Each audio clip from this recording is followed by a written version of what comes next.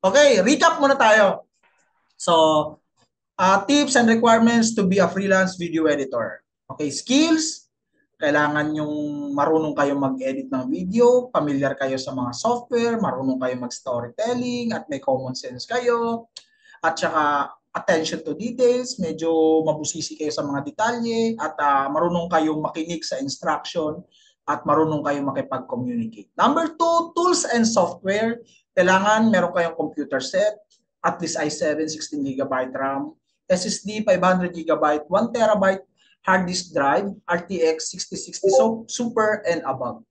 Okay? Standard editing software, Premiere Pro, ganyan, DaVinci, Final Cut Pro, and then mag-subscribe kayo sa mga Envato, ganyan, for templates, at saka mga music, sound effects, ganyan, extensions, pwede nyo po yan, required po yan sa inyo para po kayo po ay mas mapabilis po ang inyong trabaho.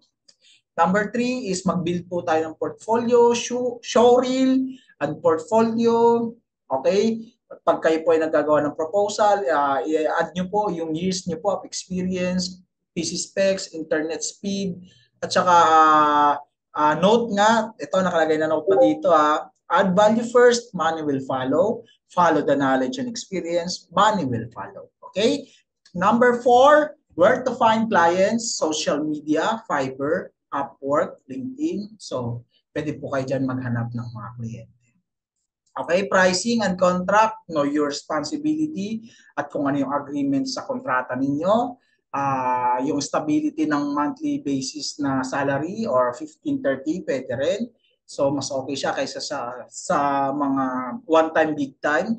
And then, ito yung monthly salary na expected nyo is 500 USD to 2,500 USD. For short form naman po is 800 pesos to 2,500 sa short video. At kung may animation naman po is 1,500 pesos to 5,000 pesos. Sa short form din po yan.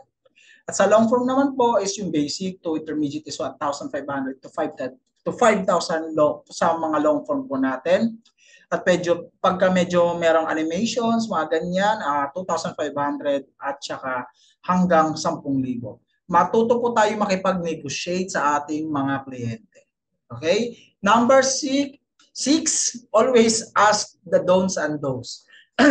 What he wants and he don't wants for his video. Ask for reference video. At saka alamin mo kung saan platform, kung hindi niya alam kung ano yung mga sizes. Alamin mo kung saan platform niya gagamitin yung video. At kung alam naman niya kung ano yung mga size, tanungin mo kung anong size ng video.